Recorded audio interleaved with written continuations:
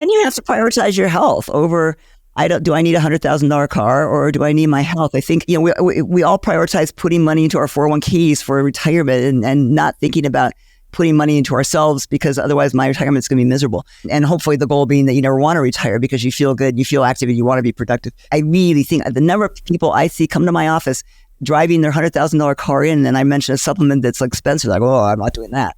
And, and I say, well, get a cheaper car. I drive a 10-year-old Jeep. So there you go.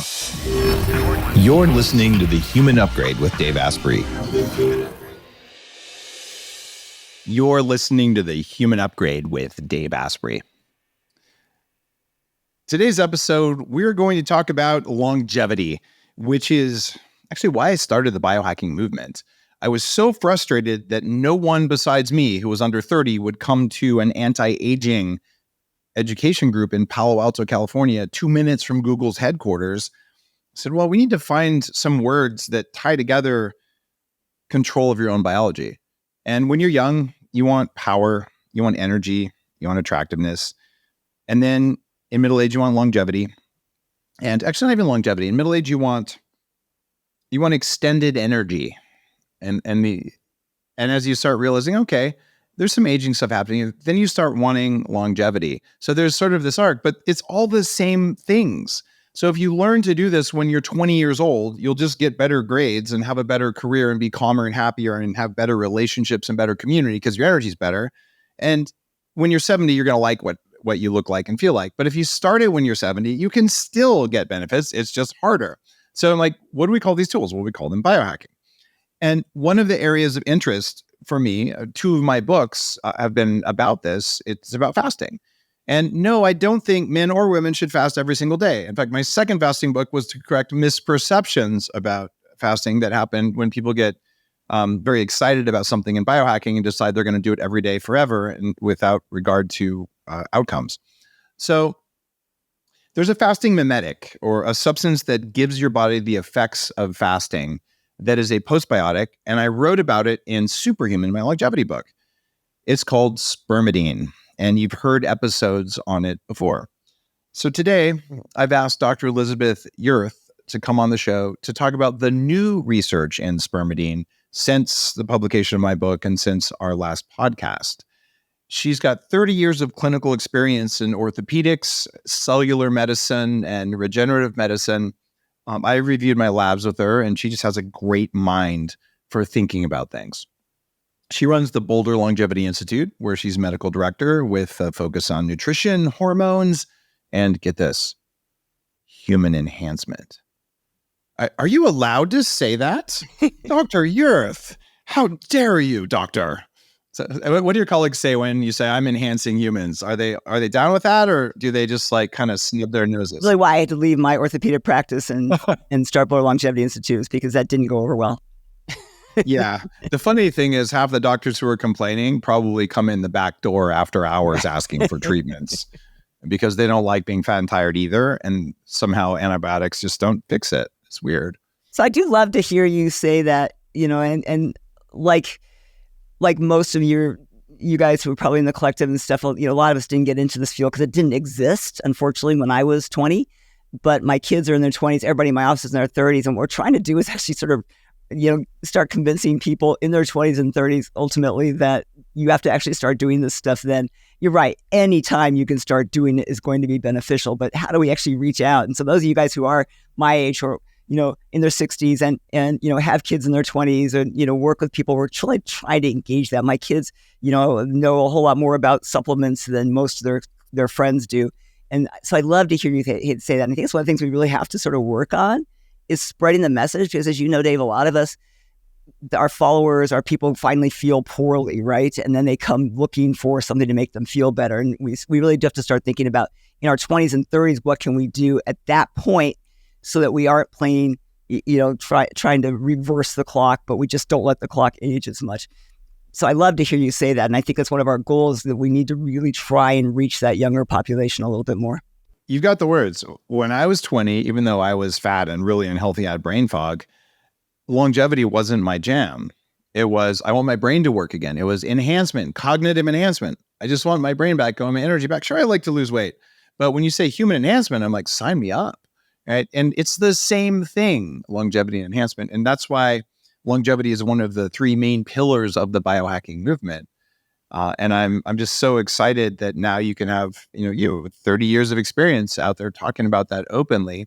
And the fact is, there will always be people in every profession who do things that some others don't like or do like. And it doesn't really matter. It's like you're going to do what works in your clinical data, and they're going to do what they think works. And well, one of you is going to be younger and healthier, and your patients will be as well, depending on who's right.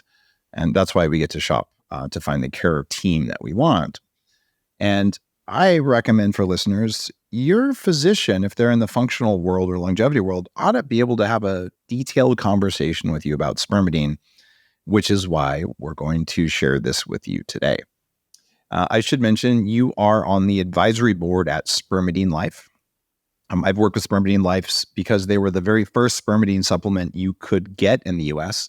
I wrote about spermidine in Superhuman, but I couldn't buy it. Right. So I imported illegally some Japanese probiotics that allegedly made spermidine, and I ordered research chemicals in a little vial, and I did take them, but $150 for 10 grams of spermidine was kind of expensive. And when you get research grade, high potency spermidine, well, it kind of smelled and tasted like its namesake, which wasn't great, my biohacker perspective.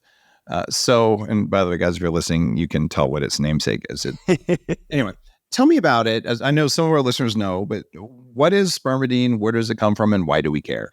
Yeah, you and I are the same boat that I actually got interested in this product way before it was available. And I did the same exact thing you did. And I got interested because what I study is cellular medicine. I study cellular pathways. Right. It's it's the tedious part of what we do. It's looking at the cell and all of the pathways, all those biochemical pathways that you thought you could forget in medical school. And actually, when I was in medical school, most of them didn't even exist. Right. We didn't know about them. So we have an organization called Seed Scientific Research and Performance. That's what we do, is we sort of study all these cellular pathways. So years ago, we started looking at this, what's called a polyamine flux pathway, and said, oh my gosh, this is a really important pathway, and spermidine is a really critical player. So I did the same thing you did. I'm like, oh my gosh, I need this. And I started looking for it, and I couldn't find it. It didn't, like you, and I'm not quite as gutsy with research chemicals, so I didn't go down that road.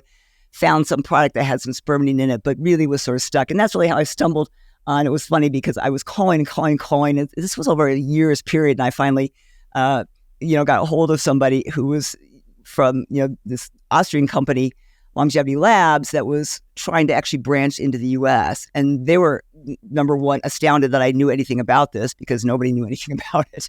And so the reason, just for your listeners, I'm on the advisory board. I'm not a paid member. I don't get paid actually to promote anything. And so I'm on advisory board just because I was kind of really so interested in this molecule and really wanted it to be a success here in the US. So that's really why I got on the advisory board, to really help bridge it here in the US, and for no other reason. So I truly use this product and recommend this product because I believe in it. For those of you guys who, spermidine has now been around a while, right? Back in when you and I first talked, nobody had heard about it. It was just a weird word that had the word sperm in it, and nobody had heard about it. And now there's a dozen products in the market that have spermidine in them. And so it's made its way into more of the just regular community of people who understand longevity and biohacking. But for those of you who don't really know what it is a polyamine. And polyamines are, there's three of them. There's putrescine, spermidine, and spermine. And they're all actually critically important. And it's kind of critically important. You have to remember this fact that they're all sort of together. Just isolating spermidine is actually not going to do you a lot of good. You actually have to all three of these together. So you really need all of the polyamines in the body. Our body is really imperatively, it relies on balance. And when we throw a whole bunch of one thing in and we disturb that balance, it's not a good idea. And so really you want all three of these. Now, most things that have polyamines in them are largely spermidine, which is why you can call a polyamine product spermidine. But it really, typically, if it's a good polyamine product, it has all three of those things. So basically what spermidine as a polyamine does, it's found in every cell in your body. And in fact, we actually know that it is so critical to the survival of cells that if you take it out of a cell, the cell will die. It is absolutely 100% critical to cell life. So we could call this episode "Why You Are Addicted to Spermidine." Yeah, I mean, you have to have it. You would die without. So you're exactly right. So so if you don't take spermidine, where can you get it? It does come in our diet. It's just in smaller amounts. It's hard to get enough of it. Our body can make it. Our intestine can make it. So our intestinal cells, you talked about it as a postbiotic, it can be actually made. So it can actually help our gut microbiome, and we can actually make more of our own. So it can help sort of optimize that. Even though you can't see it, quantum energy pulses through everything. It's all around you and it's in you. And there's science that backs up the fact that your body is a quantum system. But toxins and stress can throw your energy off balance. And that's where a company called Quantum Upgrade steps in. Quantum Upgrade offers groundbreaking products to help you get your balance back. Quantum Upgrade tests each product on humans, and the results show that the technology can boost blood flow and even reverse blood clots in minutes. The latest and greatest study shows that Quantum Upgrade increases ATP production by up to 29%. And the newest ability is that you can now use Quantum Upgrade to increase your level of consciousness based on the Hawkins map of consciousness. If you don't know what that means, do some research or listen to the show because it's impressive and fun to learn about, and it means something. Visit quantumupgrade.io and get a 15-day free trial. Enjoy. Just worth paying attention to the history of vitamins and supplements. So amines are a class of biological compounds that we were easily able to detect a while ago. So the word vitamin is actually vital amine put together. So it turns out the B vitamins, they're not amines. So we made up this word for the original supplements that came out there, which were based on polyamines. And then we kind of warped it to say a bunch of compounds that we have classified, and we of course missed a bunch. And then we kind of forgot about the polyamines that we named vitamins after. So we're kind of going back to our roots here. Right. And let's do traditional foods, things like wheat germ. Wheat germ is probably one of the biggest sources, but you can find other things. You can find it in peas and soybeans, and there's other foods that have it as well. But very small amounts. Even very small wheat amounts, germ, right? Which has, quote, high amounts. You still have to eat, a cup or two of wheat germ to get a meaningful dose, right? You do, and interestingly enough, you can't actually. Every wheat germ does not have the same amount of polyamines in it as well. It appears to be specific strains of wheat germs seem to actually be more robust and a pure form of these polyamines. So you actually have to, and there, for instance, most American wheat germ seems to have much lower quantities of it. And so that's why, the product for New Life comes from an Austrian, company that actually has to go through some great lengths to actually get a really good source of wheat germ to make these polyamines. So it really is not quite so easy as we think. American wheat germ does come with free glyphosate, though. Yeah, that's true. You're right. You get that in our soil. We spray it on there. So, guys, if you're looking for a source of extra glyphosate, right, Monsanto's finest, you could get American wheat germ. Right. If you want cancer high on your list of things to die from, that's a good thing to do. There's also the amount of gluten. American wheat is hard red wheat, where wheat germ would come from, lower spermidine, but also much higher and more allergenic gluten and gluten-like compounds, which is why a lot of people can handle European soft wheat, but they can't eat American wheat. So I would say you want a European source, but there is still gluten in wheat in Europe, even if it's less problematic. So when you concentrate wheat germ, how much of the gluten are we pulling out? That's an interesting thing, because when you read the bottle, it'll say, if you're celiac or gluten sensitive, be careful of this product. And I think truly there's some very interesting data. So, what causes the sensitivity to wheat in both celiacs and people with gluten sensitivity is what's called tissue transglutamase. And very interesting. So if you don't activate tissue transglutamase, if the wheat doesn't activate tissue transglutamase, that's what creates the immune response, is the tissue transglutamase. It's just that the wheat will activate this tissue transglutamase. That creates an immune response in some people. So one of the treatments for celiac that is really being investigated are these tissue transglutamase inhibitors. Very interestingly, one of the competitive inhibitors to TTG, to tissue transglutamase, is spermidine. So when you eat wheat germ that's very rich in spermidine, you should not actually get an immune response from it, because it's actually blocking the immune stimulating agent So I use it. I'm pretty gluten sensitive. I can take Spermidine, no problem. Most of my patients can. I will say some of my patients have had issues. Is it the Spermidine? Is it something else? I don't know. But be wary of it. But basically, putrescine, cysteamine, Spermidine are all tissue transglutamase inhibitors. In theory, they should actually help celiac patients. I will also count that, remember, tissue transglutamase is not just in celiac diseases and gluten sensitivities. It's linked to cancers, it's linked to Parkinson's, it's linked to Alzheimer's. So inhibiting tissue transglutamase is actually a beneficial thing. And it's probably one of the benefits of Spermidine is actually on this TTG inhibition. All right. That's super helpful. So guys, I don't handle gluten particularly well, although when I'm in Europe and I take gluten degrading enzymes, I can eat European wheat for a couple of days and I'm okay. So if you ever see me eating baklava or croissants in Turkey or France or Dubai or somewhere, well, now you know why. Because, well, it doesn't have glyphosate. It's a different species.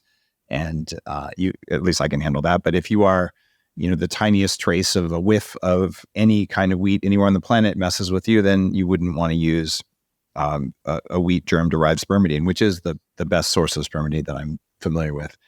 And I do take Spermidine Live. And I've been taking it, ever since it came out, because like you, a friend of mine, Hani from Switzerland, sent me a bottle. And I said, oh, this is great. So we started reaching out saying, can we get some? Can we get some? And so I'm a big fan of the stuff.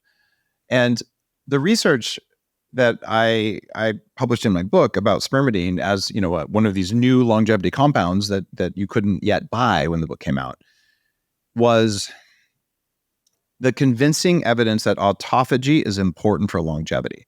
And this is basically breaking down cells that need to get out of there and replacing them with new, young, strong cells. And it turns out Spermidine does that in a similar way to fasting and a similar way to rapamycin. You're right that Spermidine is a fasting mimetic in a sense, but it actually may be the key player to autophagy, that without it, if you fasted and you didn't have adequate Spermidine levels, that you might actually not be able to induce it. And that's because what Spermidine does is it actually activates something or increases expression of something called acetyltransferase EP300, which you're probably familiar with. Right, yeah, define that for us. So EP300 is a crucial molecule that binds to something called Beclin-1 and LC3 that are absolutely essential to activate autophagy. So when EP300, and aspirin actually is an EP300 increasing thing too, which is why aspirin has some anti-cancer properties. Right. EP300 is so crucial to activate LC3 and Beclin-1 and activate autophagy that without it, you cannot induce autophagy. So in theory, if you are fasting, but you didn't have adequate Spermidine levels, and if you're not eating, are you taking in any Spermidine? No, because if you're not taking a supplement, you're just getting it from your diet, you're not eating any, you may actually not be getting some of the benefits of fasting. Now, we don't know that for sure, but if you look at pathway mechanisms and you have a molecule that's absolutely critical to instigate the proteins that are responsible for autophagy, it makes sense, at least in my mind, that you have to have this molecule on board. So I don't know that I even call it a fasting mimetic anymore, as much as I call it an essential nutrient for autophagy. So it's actually a fasting enabler. Yeah, I would say yes. That's probably a better term for it. Now, can I induce the autophagy without fasting by using it? Yes. I mean, I'm going to get more adequate autophagy. I think fasting has some other benefits as well besides autophagy. So, Oh, of course. Fasting is a broad spectrum thing. Right. All right. So it sounds like you're saying that if someone had a choice between taking Spermidine and eating a schedule without restricted eating windows other than don't eat late at night, versus intermittent fasting versus going on rapamycin, it sounds like Spermidine would be your number one recommendation. My belief in aging and longevity is you're going to have to attack it from multiple pathways, right? So I recommend Spermidine and I recommend rapamycin and, for the right people, fasting. I don't know that fasting works for everybody. I'm pretty thin. I'm pretty lean. Fasting is hard for me because I lose a fair amount of muscle when I fast. Even short fast, it's hard for me to get enough protein, and then I can't exercise. And if I can't exercise, I go completely crazy and nobody likes me. But I think that when you look at rapamycin in its it's at least somewhat inhibition of mTOR2.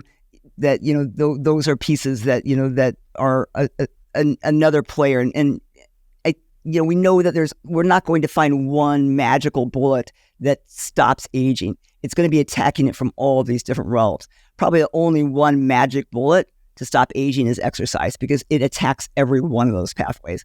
Probably beyond that. So if you were to take one pill, it would be exercise. That would be the closest you could come to being one thing that you could do. But I don't just say spermidine is more important. I think it is essential to autophagy, but rapamycin may still be a critical player too to blocking other pathways. Okay, that makes sense. So order these for me. Fasting, then spermidine, then rapamycin? You do all three? When I fast for very short periods of time, again, because I lose muscle, and muscle's my kind of priority in my life. So I used to do 3 or 4 day fasts. That's probably what you really need to get to really induce that true mTOR inhibition, right? So if I'm really, and then the reboost of mTOR with refeeding. So I fast really for much briefer periods of time now, rarely more than a 24-hour fast. So in my book, I'll put spermidine I have everybody stay on it all the time. We'll talk about, in my practice, I use it in much higher doses for other things, but as a baseline thing, I have people stay on a maintenance dose all the time to get that autophagy really, enabled. Because again, if it is the one thing I have to have on board, and again, there's not a whole lot of things we think that are, that are going to have the same effect as spermidine, then it's going to have to be up there if you want that autophagy effect. There's other things obviously that induce autophagy. So I put fasting for the right people with the right timing. I don't know that we have the perfect, and I know you're very expert on fasting. I don't know that we have the perfect answer to what is the length of fast that you really need to do. And, and so I like fasting when I'm trying to reset an immune system in somebody, doing things like that. When people are more now stable, I find fasting sometimes to not fall, it falls lower on my list. So I would put spermidine. I have most of my patients on rapamycin. I take rapamycin. You probably take rapamycin. Yeah. I have most of my patients on rapamycin. It is high on my list in one of my longevity protocols. And there's a whole lot of other things. The science on fasting it's really clear.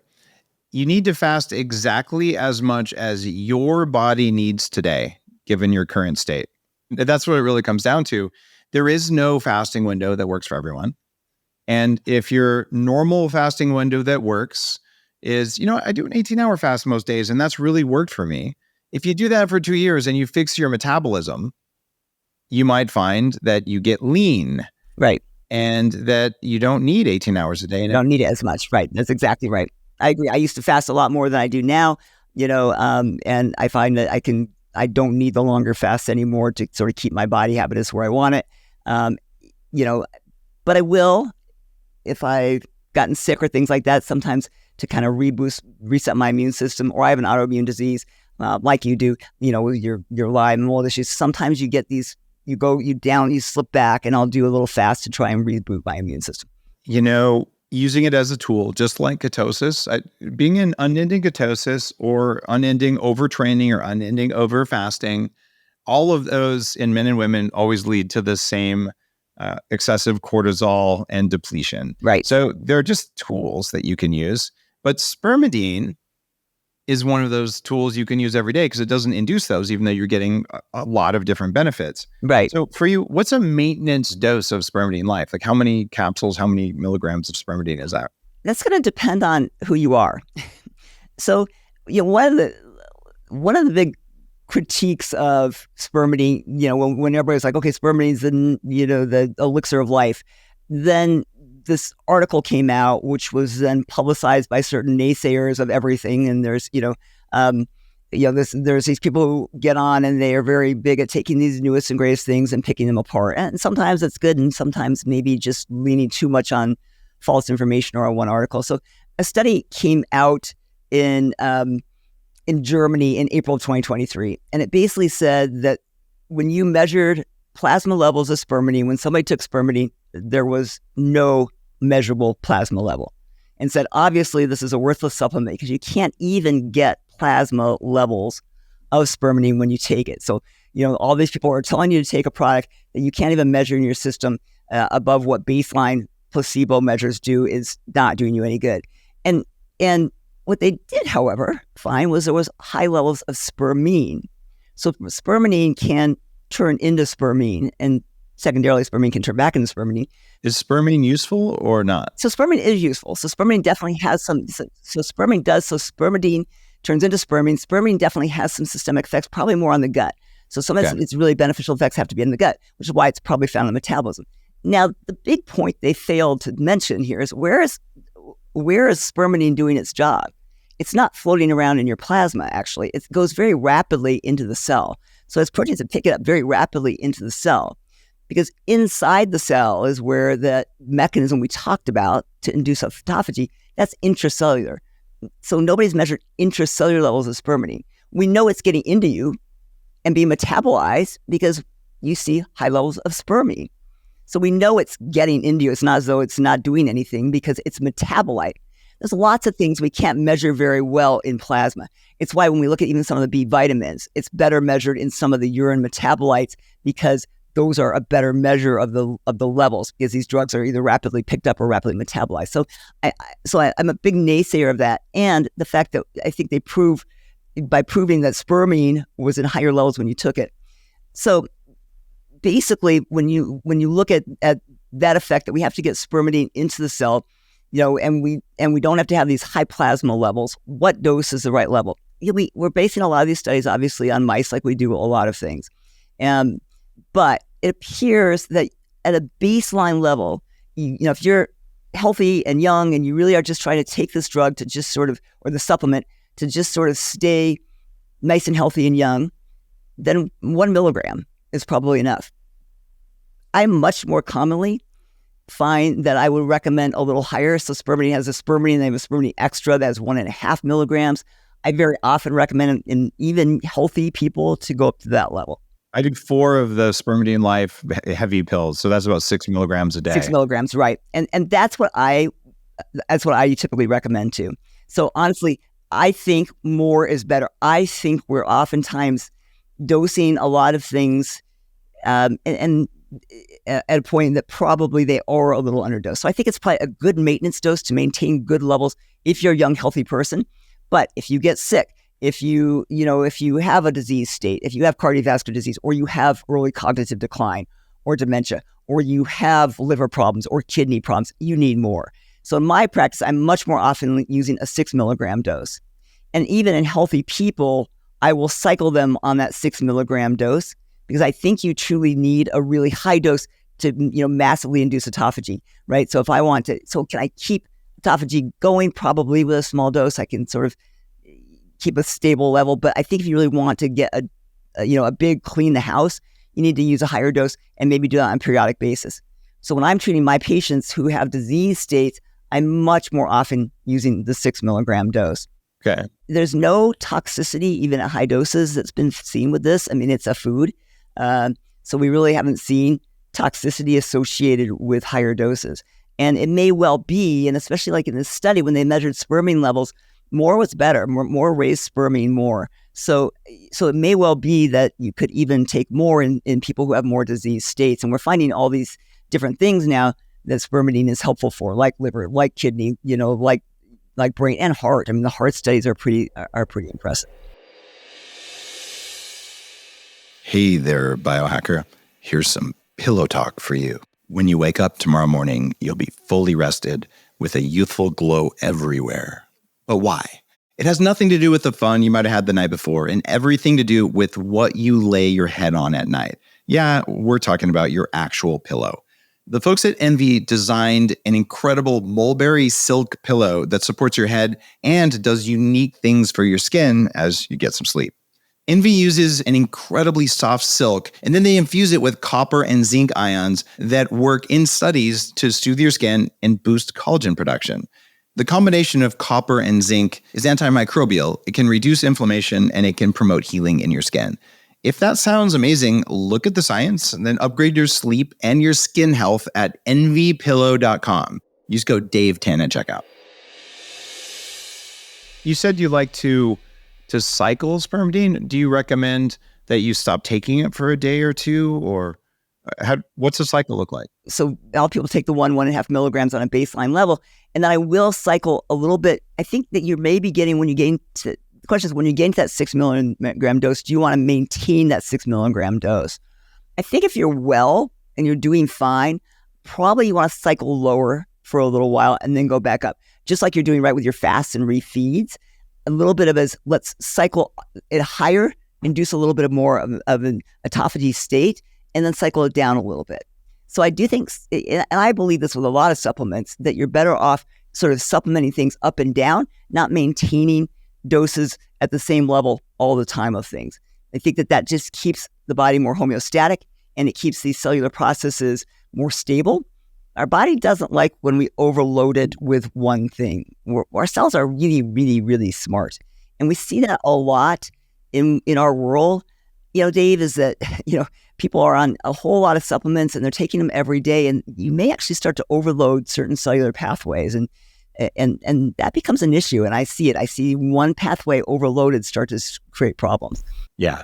So I do think, like, if you're taking 6 milligram every day, do that for a while, go off of it for a little while, go to just a low maintenance dose for a little while, right? This is a good strategy for pretty much all supplements, except maybe some things that you're taking for very specific reasons that are daily, like if you're taking adrenals or something. Yeah, or like your D3, K2, magnesium, those kinds of things. I think you just need on an ongoing basis. Those shouldn't be cycled. We're all low on them. We all need those on an ongoing basis. So I think if you're maybe like your B minerals, things like that, where you're, where you have humic and fulvic acid to bind up, because I can't get away from glyphosates if I'm going to live in the US. So I want something that binds out glyphosate. So I think there's some things I think you just stay on all the time. I kind of put that in my coffee, right? Like Danger Coffee has a therapeutic dose of those minerals, because I also agree those are daily dose things. Right. Those are things that especially when you look at humic and fulvic acid, is one of the few things that are going to get rid of glyphosates. And I measure glyphosate levels on my patients. There is nobody that does not have high glyphosate. So you really have to stay on top of that, because we know they're linked to so many diseases. I will mention, when I said, is there too high or too much spermidine? So there are some studies, and this also came back, all the naysayers, whenever I talk about something or post something, and you get this, I'm sure, all the naysayers come out of the woodworks and say, oh my gosh, you're taking this and it's causing cancer. And that was there was a study that showed there was higher levels of spermidine in some cancers. Right. And so now everybody was like, oh my God, so spermidine's causing cancer. And the study would sort of imply that you have high levels of spermidine in cancers. So what does that mean? Well, what it means is that our body is trying to get rid of cancer. So this is that whole cause and effect confusion that occurs where, what is my body going to do when I have cancer? Now, until it gets too distraught and too disturbed, I'm going to try and induce autophagy. I'm going to try and get rid of cancer. Now, eventually, the cancer cells take over. We don't do so well. So, of course, there should be higher levels of spermidine, because the body's actually trying to accelerate the polyamine pathway to actually help us fight the cancer. So when you read these studies, guys, you have to be a little careful. Are these causes? Are they effects? Because a lot of people who are coming after you for this stuff, they love the shock impact of saying, oh my gosh, you're just doing something that's going to cause cancer. Look at the study that showed spermidine, high levels of spermidine in cancer. So you have to sort of think, and you have to go back down to the pathway levels. And we know that this polyamine flux pathway is disturbed in cancers, and that higher levels of spermidine restore that. And it's funny, if cancer makes a lot of something, people will argue that causes cancer. Right. Even if there's no evidence. Right. And cancer is one of those weird metabolic conditions where I've had a variety of experts on the show. And the story we hear about cancer from, very Western trained doctors, even ones who, say they're longevity doctors, but don't think we can extend human life, that they maybe don't show an understanding of the complex nature of cancer. And that said, there are some things like mold toxins and smoking and alcohol that we just know. Yeah, right. There's really no question about those being pro-cancer. But there's other times, so especially when for some reason we're coming after supplements, they'll talk about it, even though the cancer increase from pharmaceuticals might be 10 times higher, but they just don't talk about that for some weird reason. Because we love shock impact of things, right? It's like semaglutide, everybody getting semaglutide face and losing all their muscle mass, which is complete and utter BS. And, these GLP-1 agonists are hugely beneficial drugs on a whole lot of basis. but the press loved hitting on this because everybody was starting to take it, and so the press loved it, and people are going to read bad press a lot more than they read good press. So you always have to remember that it's like the news. Nobody wants to give you the good news. It's only the bad news. And that's how a lot of these articles are done too, or at least what gets out to you in the press. One of the more important pieces of evidence for the longevity effects of spermidine is simply that at about age 25 to 30, you start losing levels. You can roughly predict someone's age based on the amount of spermidine in their tissues. Right. You get cellular decline as you age. So this is one of the many things that are a sign of cellular decline. So it's something that you can change. But do you take it on an empty stomach? Do you take it with fat? Do you take it with protein? Do you take it in the morning? Do you take it at night? Give me the perfect spermidine dosing and schedule for the average person who's healthy and wants to live a long time. It's interesting because, personally, I take it in the morning with a little bit of fatty food or some food, and that's probably a good way to take it. It seems to be well absorbed even if you take it on an empty stomach, which is why I encourage you, if you're fasting, take it, because again, you want that autophagy effect. You want that. It doesn't make you, I very few people get nausea or anything like that from it. So like a lot of those vitamins where you it's a fasting booster or an essential, a critical piece to fasting, right? So I think you can take it. I have some people who really describe taking it at night helps their sleep. I've experimented with that a little bit. Like I have some people who, open the capsules and they mix them with into a little bit of a tea or something, and they love that before bedtime, and they said it's really helped their deep sleep when they look at their Oura Ring data. I haven't noticed that in myself, but I have some patients who swear by it. They love their spermidine for sleep. I don't think there's a lot of documented evidence of that, but whatever. So I don't think there's a critical take it in the morning, take it in the evening, take it when it works for you. Play with it. Look at your Oura Ring data. Are you better when you take spermidine before you go to bed, right? Yep. So I just find with me, I'm a lot more compliant with my stuff I take in the morning. So I tend to throw in most of the things I can earlier in the day, and then I got obviously a few things you've got to take later or a couple of times a day. So I think with food, there's been shown to be, again, we can't measure plasma levels. So are you getting better absorption with food? Don't know, because we got to measure plasma levels. We need to measure intracellular levels. I think that in general, the recommendation is take it with food, but I don't think it's really critically important one way or the other. Honestly, it's one of those pretty forgiving supplements. That was my conclusion as well. A lot of postbiotics don't need to be with right. food. You don't, right.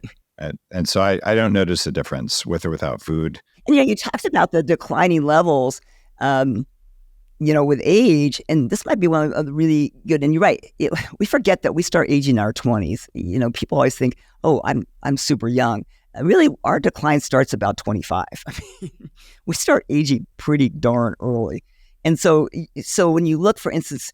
One of the places where spermidine is found in very high, it's the semen, right? Because that's one of the ways it's got its name. Semen and breast milk have some of the highest levels. When you look at semen levels of spermidine, they definitely decline with the age of the male. And it seemed like males who were having fertility issues had much lower levels of spermidine in the semen too. And we also have now mouse studies in October, like fall of 2023, so just 6 months ago or so, published in Nature Aging, I think it was. They did studies in both culture but in live mice as well, looking at fertility, because oocytes age pretty rapidly, right? That's why we have a hard time getting pregnant after the age of 35, right? Or our fertility declines. It's also why they tell you if you had a baby later in life, you live longer. That's nothing to do with having the kid. It has to do with that you were able to get pregnant later in life, right? Because it means you're younger, your oocytes were younger. But ovaries age 5 times faster than the rest of our body. So reproductive aging is a sign of, so the earlier you go into menopause, the earlier you can't have kids, those are both signs of earlier or more rapid aging. And what they found is that spermidine, at least in mice, allowed their fertility to extend much, much longer. Mice have a pretty short time of fertility, and so extend much longer. Don't know in humans, but it makes sense. And, if we look at oxidative stress and all the things that damage eggs, or egg cells, then spermidine inducing autophagy and getting rid of damage is going to be beneficial, right? Getting rid of damaged cells.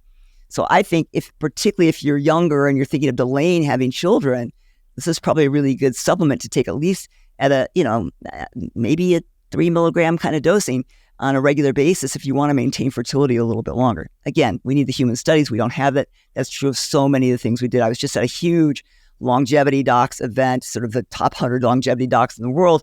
And we have this great little WhatsApp chat that we do all the time. And then we finally met in person. And we talked about how we all need to get our data together because this N of 1 data that you and I do all the time has to be, put together so we can prove these things in humans. Right now, we have to go on the best data we have, which lots of times is simply mice data.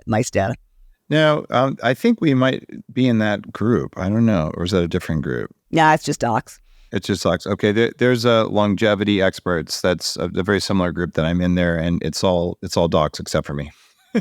So I'm an honorary member. But it's interesting the conversations that happen in those private groups versus what you see online. Yeah. Because there's so much good stuff happening in the clinic. Probably will never get studied by NIH or something like that, at least not with our current leadership in place. I mean, that's the hard thing with all these things, guys. Everybody wants the data, give me the data. If you wait until we have all the well-proven data on these things, I'll be dead. So maybe if you're 20, you've got at least a few years, but it's like rapamycin. I'm willing to take the chance. If something's been proven safe and efficacious, well, we'll say safe because maybe we don't know its efficacy yet, but safe and efficacious in at least the animal models.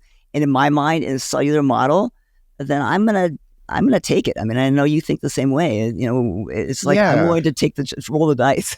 It always makes me laugh when people are like, well, it's not proven safe. I'm like, okay, if you do nothing, what does it look like? Die, right? If you do nothing, you're going to have 25 years of suffering and die broke without knowing your name in a diaper. Like that's the status quo. If anything you can do likely moves the needle away from that, even if your goal is just to extend your health span, which is a crappy, childish 1970s goal compared to extending your life and your health span, right? So, oh my God, someone will look you right in the eye and say, well, there's not enough evidence for that. I'm like, there's plenty of evidence that doing nothing is worse than trying to do something. So let's do something. And spermidine is an obvious. We know the outcome of doing nothing. Absolutely know the outcome of doing nothing. Right. And I'm just maybe fortunate that I got to experience being old in my late 20s, where you have prediabetes and arthritis and cognitive decline and high risk of stroke and heart attack, all that stuff. I mean, honestly, when you look at bad things in our life that happen, sometimes they end up being good. It's like that, right? Like, had that never happened to you, would you have gotten into this field? Would you be, would you have the health you have now? Probably not, right? Yeah. Sometimes it is these bad things that sort of drive us. Somebody has a heart attack and now they become the healthiest person in the world. I find a lot of life is like that, right? Some bad event pushes you to something better. And, but I don't think you have to wait for that bad event. You can sort of look at people who have gone through it and start learning from them. Yeah. It's one of the things that, everything you have happening in your life that sucks right now, it probably will give you something good once you've gone through it and you have a chance to look for gratitude. Even if it's a crappy little gratitude, at least one good thing happened. Right. And so it doesn't mean you have to like it, but it means you got something out of it. I would have rather not gone through that, but I'm really grateful to be able to help people as a result of it. Yeah, I mean, because look at you now, right? Yeah. You probably wouldn't be there. Who knows? But probably not. Probably not. God knows what I'd be doing. Psychopharmacology or something. That was my plan. When I made $6 million when I was 26 and lost when I was 28. But when I was 26, I'm so done with tech. As soon as this company, I get my 4 years of stock, I'm out and I'm going to get a PhD. And then, of course, I ended up working for another.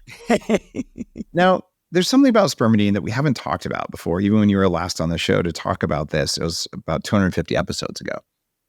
So it's been a little while. And it's hair growth in spermidine. Tell me what spermidine does for hair and the best way to use spermidine to make your hair better. Honestly, it's one of the things that, it was actually probably one of the first things that was shown with spermidine was improvement in hair growth. And there's some very good data on it, but it was very interesting from my patients. I would start hearing that, right? I wouldn't even tell them that story. I wouldn't tell them, oh, this might help your hair grow too, right? I would put them on it for some other reason. Their liver enzymes were high, something like that. And, especially at the high dose, they would say, oh my gosh, my eyelashes are so much longer. We have this one patient, she sent me pictures, and it was dramatic. I mean, her eyelashes were dramatically longer when she started doing this high dose spermidine. So we know that it actually, induces or helps with hair growth. And again, that was actually one of the earliest studies that ever came out. I don't have that study in front of me, but that was one of the earliest studies that ever came out on this. I do think it takes a little bit of a higher dose, so probably like the dose you're kind of doing for a little while to start inducing that. Hair growth is tough because like in post-COVID, everybody lost their hair. I lost almost all my hair post-COVID. Wow. Spike protein does that. Yeah, it's horrible, right? And we're seeing that all these people who lost hair after that. And so hair growth is tough because there's a whole lot of pieces, but immune dysfunction is one of the very important players there. So one of the things that we know spermidine does to assist the immune system, and this actually came out in like a 2022 article, actually when they were studying kidney disease, but in 2022, an article in Molecular Medicine showed that spermidine blocks something called NLRP3. NLRP3, you're familiar with, it's an inflammasome. It's a bad player. There is no disease that is not linked to high levels of NLRP3. So NLRP3, guys, is this inflammasome that initiates this big inflammatory response. It's okay to get a big inflammatory response acutely. If it sticks around, not a good thing, right? And you lose your hair, and your macrophages start attacking your hair cells,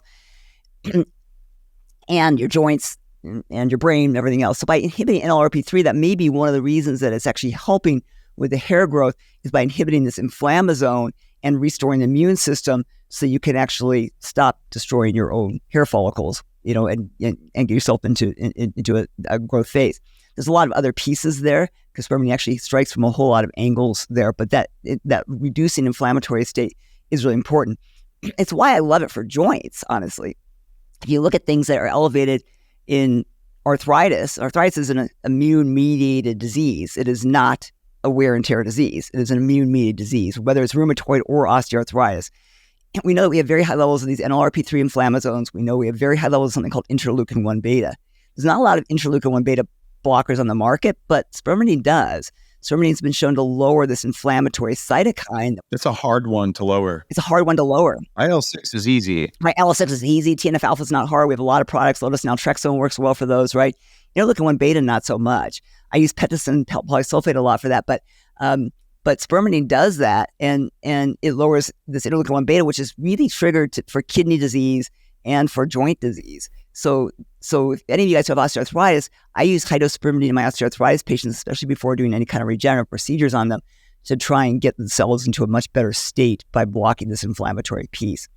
And then that was, pretty recent article, Molecular Medicine 2022, showed this very significant reduction in the NLRP3 inflammasome and interleukin-1 beta. So it's, to me, it just confirmed what I was already seeing, with these patients, and intuitively knew because of the cellular pathways, but actually can have it nicely confirmed now in an article is great.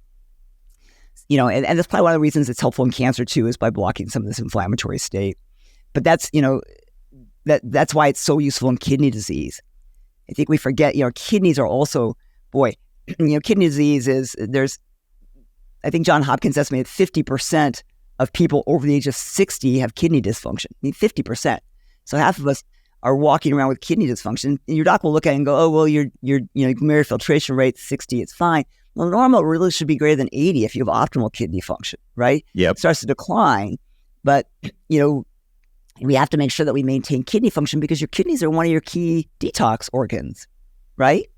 So if my kidney function is declining, and I'm going to have more and more problems. And we don't really have great ways to treat this decline in kidney function.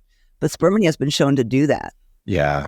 In Superhuman, my big longevity manifesto, there were 4 big killers that you have to avoid. And it was number 1, diabetes, which is a precursor to cancer, heart disease, and Alzheimer's. Like, don't get those and you'll probably live longer. But the 5th killer, if I wanted to go one higher, would have been avoid kidney disease. And it's caused primarily by 2 things. One is high blood pressure, which is treatable. by minimizing insulin, or at least lowering it to safe levels, not necessarily too low, and by taking potassium and whatever. But the second one is eating a lot of plants that contain oxalate, because 70% of kidney stones are oxalate, not caused by phosphorus from eating meat and alcohol. Right. I mean, metabolic control is very key to kidney disease, right? But so is endothelial function. So when you talk about why hypertension, hypertension is just a sign that you have endothelial dysfunction. Your blood vessels aren't pliable. So you have to work on endothelial dysfunction. And actually, that's another place where spermidine actually was shown is improving in the cardiovascular studies. The recent study, actually 2023, I think it was fall of 2023, there was a report on spermidine and endothelial function of blood vessels in post heart attacks, and there was significant improvement and revascularization of blood vessels, again in mice, in blood vessels with that. So that's one of the reasons it's protective of kidneys, because you're right, hypertension is a culprit, but it's really hypertension is the first sign that you actually have endothelial dysfunction. And guys, when your doctor's like, 130 over 85, that's fine. It's actually not. I mean, an optimal blood pressure is really 115 over 70. I'll let it go up to 120 over 80. Above that is hypertension. Really, if you look at endothelial dysfunction above 115 over 70, you still have to start focusing on improving vascular function, improving endothelial function. You have to have these nice pliable blood vessels, or you do get kidney disease. Kidneys are very, very sensitive to that dysfunctional blood flow.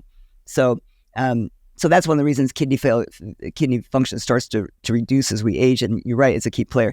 Now, caveat there is when your docs measure GFR, like in you, Dave, who eats a lot of protein, or if you're taking creatine as a supplement, or if you're really muscular, you can sometimes look like you have very poor kidney function, because kidney function is an estimation based off creatinine. And creatinine will be fooled by creatine or high muscle mass or high protein. So your GFR, your glomerular filtration may look very poor. Caution you guys who have that. You eat a lot of protein, you take creatine as a supplement, like all of you should be, 5 grams of creatine, then you might look worse. I always measure what's called a cystatin C. So something to remember, ask your doctor to measure cystatin C. It's a much better measure of kidney function for people who are healthy.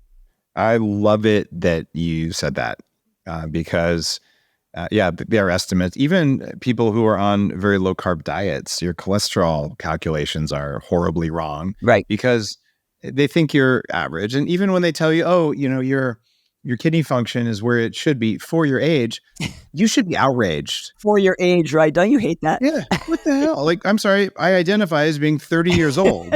So, how dare you not respect my age?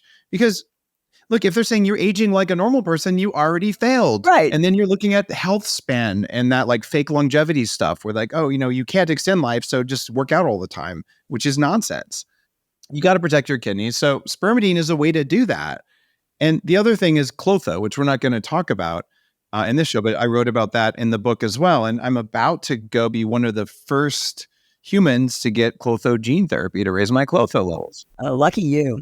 Yeah, Clothos is actually, and I know there's a company that's been working for a long time on that, and so you're lucky to get that. It's going to be really a huge player for people who have like polycystic kidney disease. Clothos may actually be the answer for those people. So life-saving, because that's a disease you really don't have a lot of control over. Yeah. So Clothos, guys, which is kind of our longevity gene as well, but it's really critical to kidney function. So, lucky you, Dave. Well, it's funny because both Clotho and spermidine, they affect kidney function and cognitive function, and they're both core longevity substances. So I look at the stuff that I always take. I mean, I might pause for a little while, like for a weekend or something, just to get cyclical levels, but things that are my permanent longevity stack, Spermidine Life is on that. Yeah. And if I could buy Clotho, I would, but you can't, and it's not digestible anyway. I think we'll get there where it will be more available, even beyond gene therapy. I think we will, like some of the companies are doing. I think we will get there with Clotho. I hope so, because a lot of these gene therapies are still cost prohibitive to most of us. Oh yeah, that's a temporary problem. Cell phones were cost prohibitive and didn't work very well in 1980 as well. But look at them now, right? Yeah, I mean the brain studies with spermidine were some of the first studies that came out. The Smart Age study, which was 2018, showed that, and this was actually in humans. So we actually do have some human studies, showed over 12 months significant improvement in adults with cognitive decline. So we have the data on brain, even in depression, there was a really good study on mental status and spermidine. We know it improves, and it makes sense, right?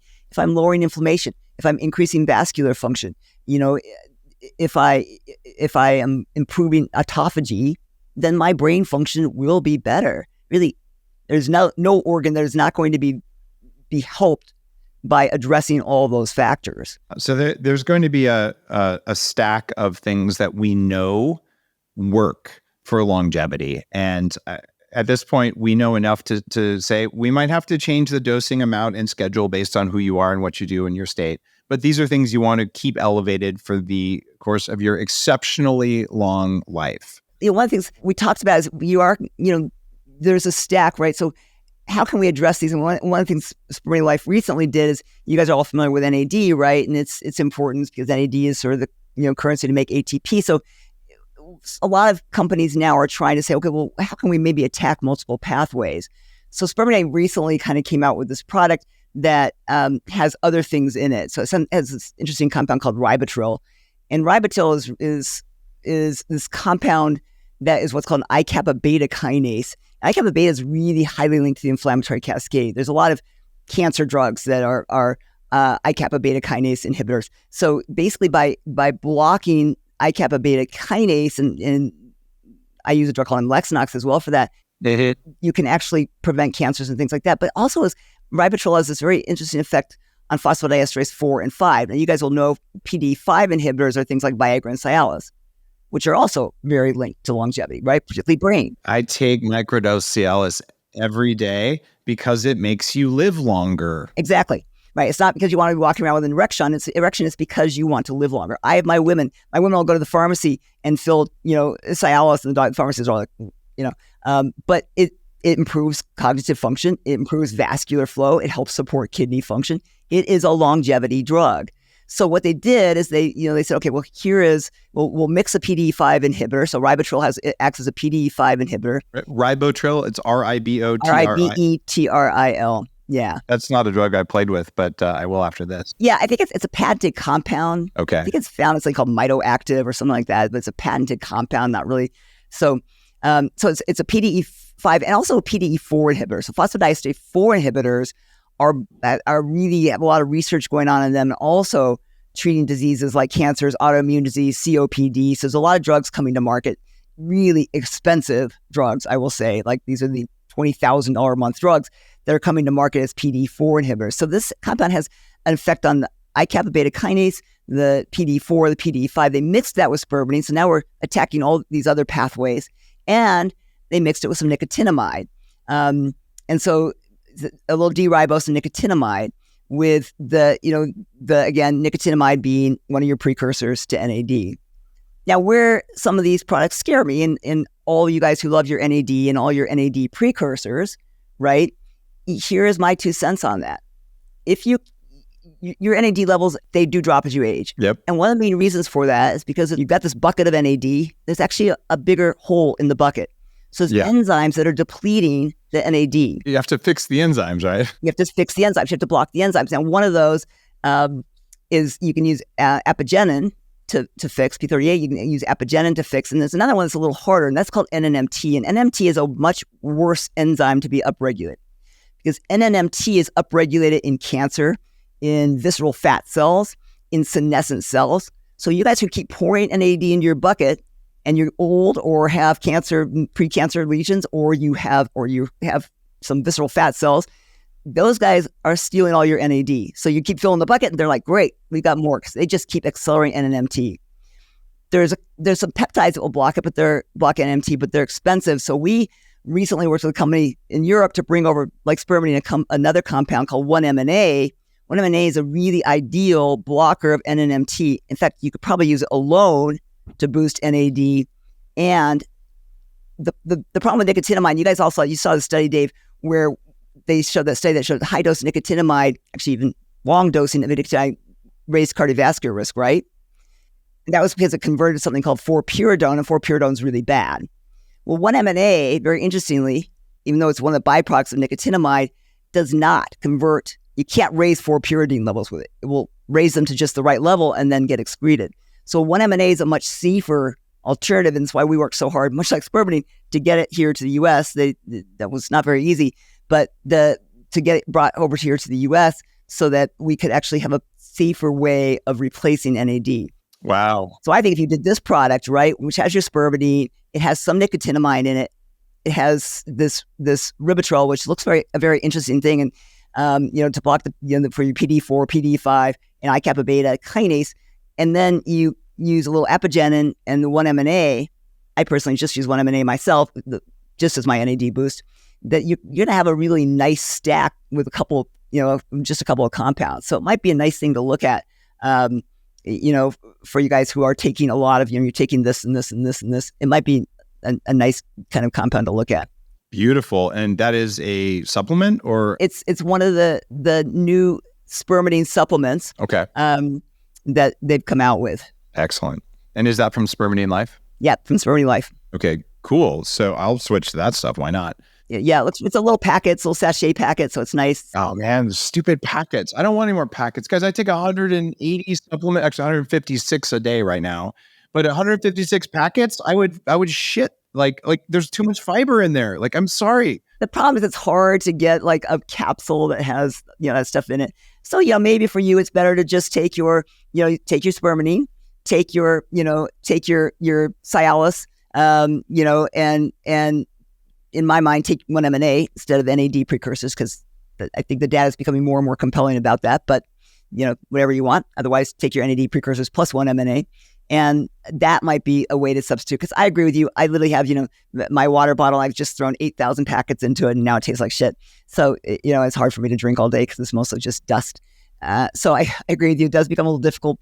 Because the problem with some of these, when you're trying to put a lot of thing into a supplement, you just can't put it into one little capsule. Yeah, I feel you. It feels like the solution for longevity, just for the world, is not to have 25 packets or 25 canisters of powder to take every day, because that sucks. And the worst thing would be to mix them all into one powder and sell that, because no one needs the exact same ratios of all this stuff. Right. And that is a problem. And you see a lot of companies doing that, right? Putting together these little packets. And I'm not a real fan of that, because number one, I like to sort of toggle things around with my patients, and I use different dosing on different patients for different things.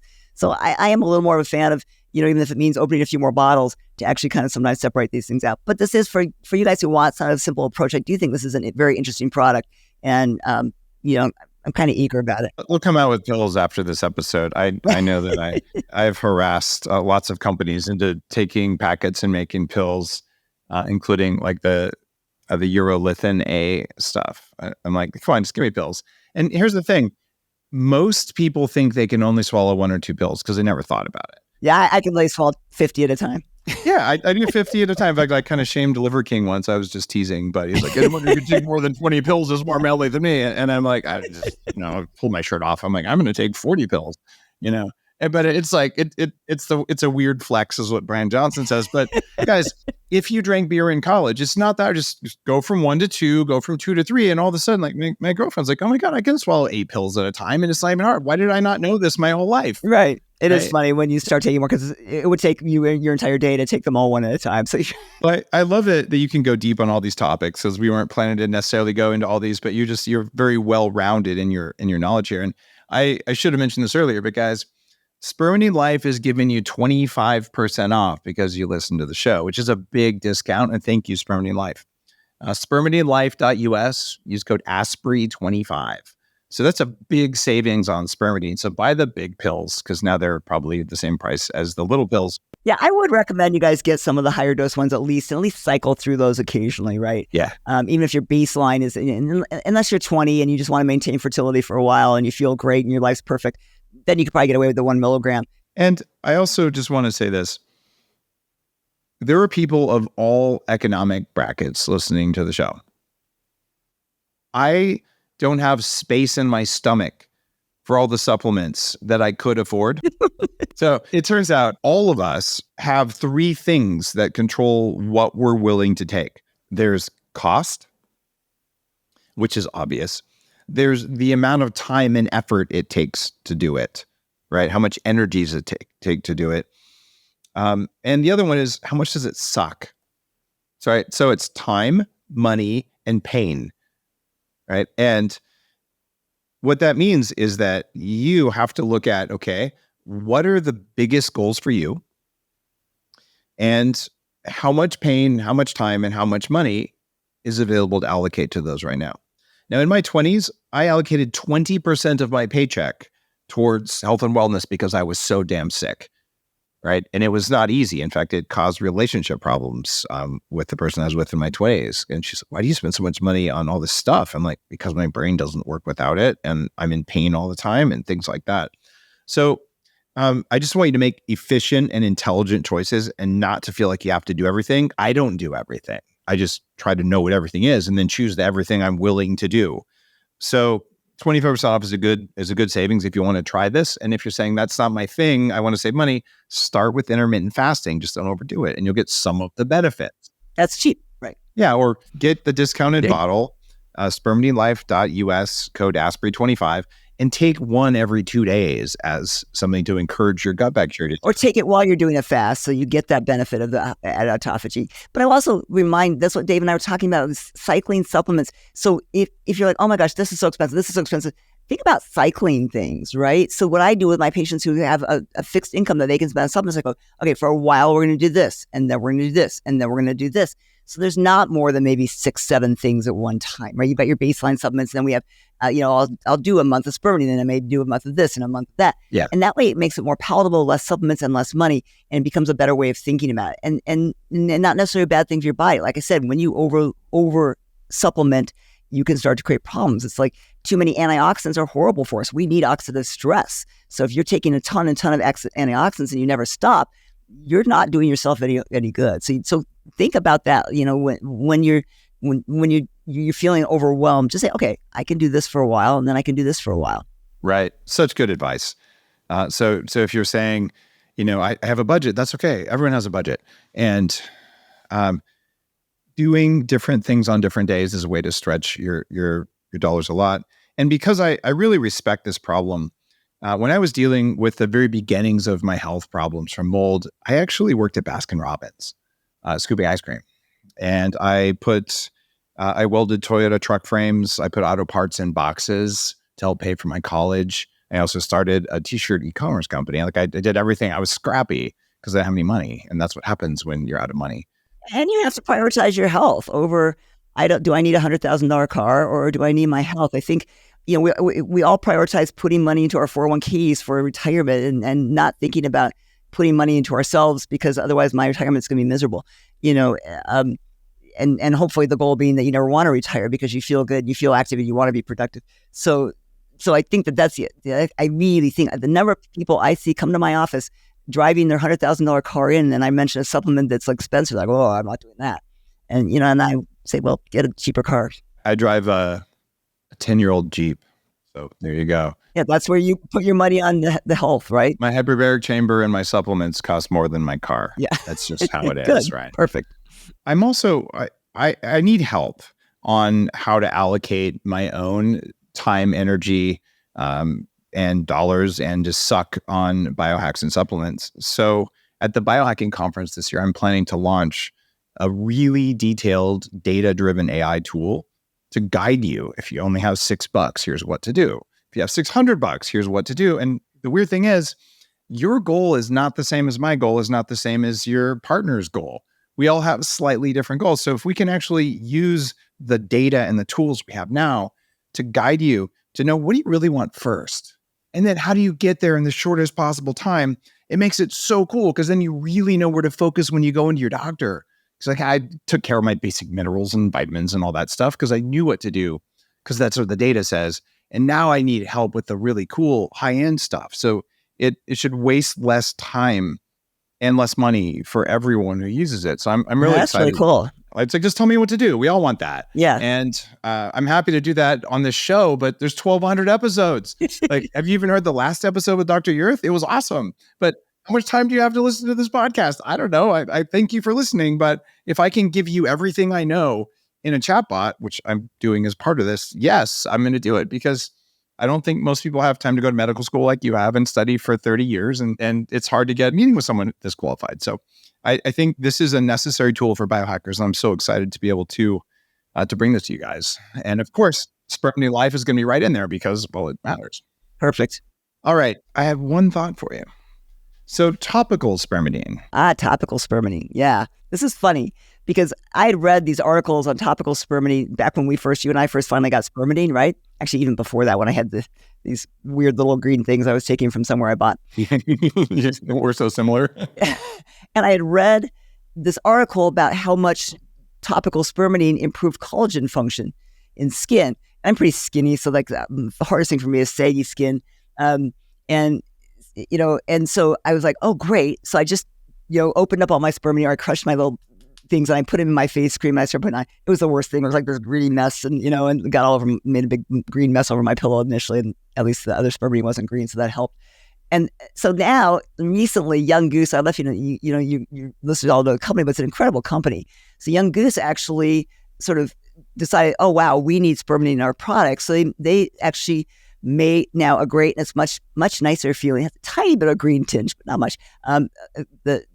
From some of the other things in it, actually. But the spermidine is I think it's a combination of spermidine, NAD.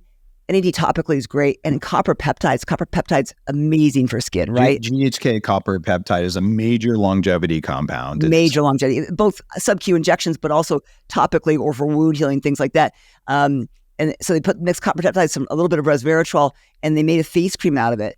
So they sort of partnered with Spermidine on this, Spermidine Life on this, and it is a really good product. It feels so nice on your skin. I just started using it recently, but I also already know some dark spots going away. I mean, it is an incredible product. Founders of Young Goose, when they first started, came on the show and shared their product, and they've been at the biohacking conference too. And right, they're always there, yeah. Yeah, in fact, I think they're there this year as well.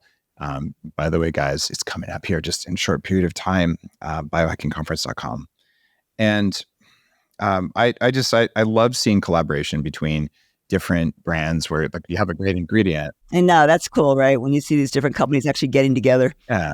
I run into this problem now where, okay, I take my Spermidine Life, so I've got my internal version, but I have like 6 bottles of amazing stuff that each has its own set of longevity compounds that don't overlap. And I'm like, I don't know how much oil my skin can absorb. So you like slap on like 5 things, and it's like, I don't really want to, but I own like 1 bottle on my bathroom counter because I'm a guy. And like, I have like 3 things I spray in my hair and so I want the one skincare mush to rule them all. And maybe this is the one. Yeah, I think this is a pretty complete, right? It's pretty, it's pretty robust.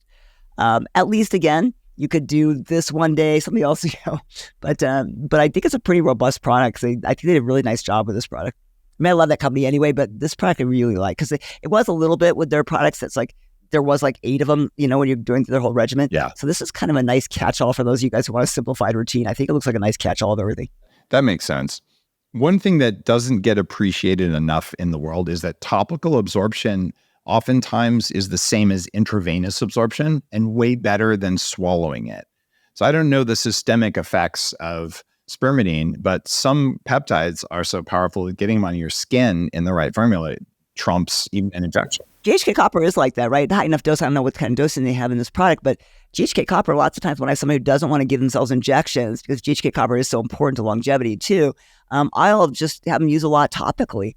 It ends up being a little more pricey, but I'll use a lot topically, get the skin effects, and they'll get some systemic absorption of it. So you're right. That is a really nice way. And I don't know what the systemic absorption. I do think part of the spermidine effect is going through the gut, so you're probably going to get a lot less of the benefits from it taking it topically. So it's probably going to be more isolated to skin. But for the GHK copper, that probably is actually a very nice way to get some GHK copper into your system. Well, Dr. Yurth, thank you for coming on The Human Upgrade today and just sharing the latest on Spermidine. And thank you, Spermidine Life, 25% off, spermidinelife.us, code Asprey25.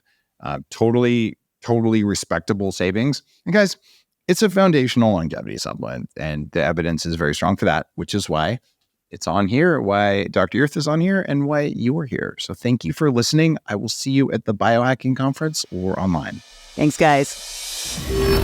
You're listening to The Human Upgrade with Dave Asprey.